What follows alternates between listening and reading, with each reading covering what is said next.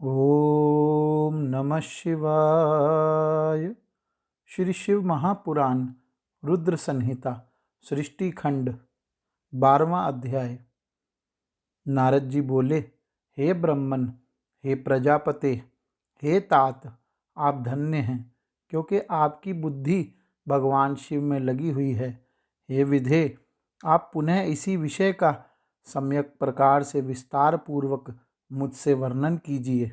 ब्रह्मा जी बोले, हे तात, एक समय की बात है, कमल से उत्पन्न होने वाले मैंने चारों ओर से ऋषियों और देवताओं को बुलाकर प्रेम पूर्वक सुंदर और मधुर वाणी में कहा, यदि आप सब नित्य सुख प्राप्त करने की इच्छा रखते हैं और नित्य अपने मनोरथ की सिद्धि चाहते हैं तो मेरे साथ क्षीर सागर के तट पर आएं। इस वचन को सुनकर वे सब मेरे साथ वहां पर गए जहां सर्व कल्याणकारी भगवान विष्णु निवास करते हैं। हे मुने, वहां पर जाकर सभी देवता भगवान जगन्नाथ देव देवेश्वर जनार्दन विष्णु को हाथ जोड़कर प्रणाम करके खड़े हो गए। ब्रह्मा आदि उन उपस्थित देवताओं को देखकर मन में शिव के चरण कमल का स्मरण करते हुए विष्णु कहने लगे। विष्णु जी बोले, हे ब्रह्मादि देवों और ऋषियों, आप लोग यहाँ किस लिए आए हुए हैं? प्रेम पूर्वक सब कुछ कहें। इस समय कौन सा कार्य आ पड़ा? ब्रह्मा जी बोले, भगवान विष्णु के द्वारा ऐसा पूछने पर मैंने उन्हें प्रणाम किया और उपस्थित उन सभी देवताओं से कहा कि इस समय आप सबके आने का क्या प्रयोजन है, इसका निवेदन आप सब करें। देवता बोले, हे विष्णु, किसकी सेवा है जो सभी दुखों को दूर करने वाली है, जिसको कि हमें नित्य करना चाहिए। देवताओं का यह वचन सुनकर भक्त वत्सल भगवान विष्णु देवताओं सहित मेरी प्रसन्नता के लिए कृपा पूर्वक यह वाक्य कहने लगे।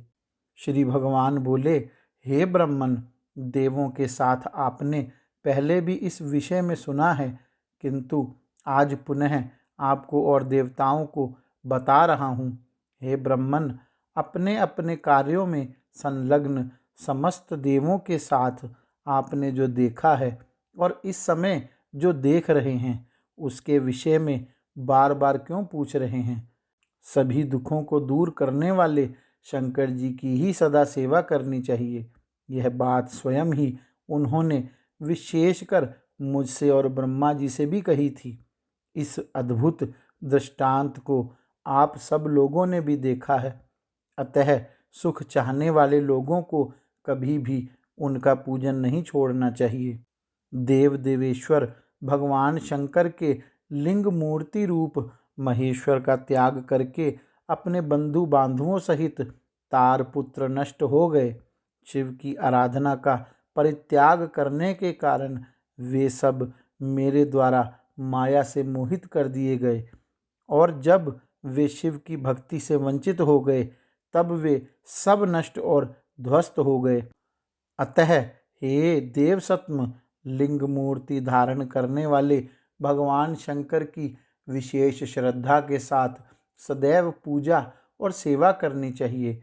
शिवलिंग की पूजा करने से ही देवता, दैत्य, हम और आप सभी श्रेष्ठताओं को प्राप्त कर सकते हैं। हे ब्रह्मन, आपने उसे कैसे भुला दिया है? इसलिए जिस किसी भी तरह से भगवान शिव के लिंग का पूजन नित्य करना ही चाहिए। हे ब्रह्मन, सभी मनोकामनाओं की पूर्ति के लिए देवताओं को भगवान शिव की पूजा करनी चाहिए। वही मनुष्य के जीवन की बहुत बड़ी हानि है, वही उसके चरित्र का बहुत बड़ा छिद्र है, वही उसकी अंधता और वही महामूर्खता है जिस मुहूर्त अथवा क्षण में मनुष्य शिव का पूजन नहीं करता है। जो शिव भक्ति परायण है, जो शिव में अनुरक्त चित्त वाले और जो शिव का स्मरण करते हैं, वे दुख के पात्र नहीं होते।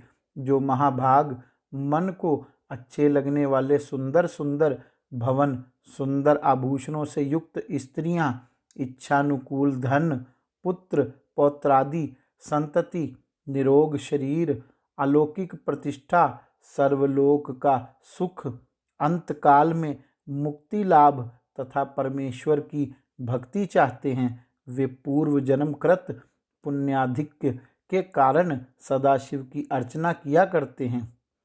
जो भक्ति परायण मनुष्य शिवलिंग की नित्य पूजा करता है, उसी की सिद्धि सफल होती है और वह पापों से लिप्त नहीं होता। गौरी शंकर भगवान की जय।